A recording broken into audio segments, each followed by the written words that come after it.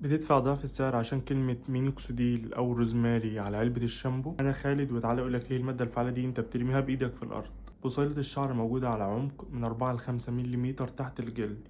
عشان المينوكسيديل أو الروزماري يوصل لبصيلة الشعر محتاج وقت تلامس مش أقل من 4 ساعات.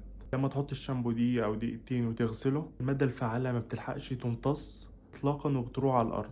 الشامبو وظيفته التنظيف فقط. انت محتاج حاجة ليف ان زي السيرم او اللوشن، حاجة تفضل على الشعر طول الليل.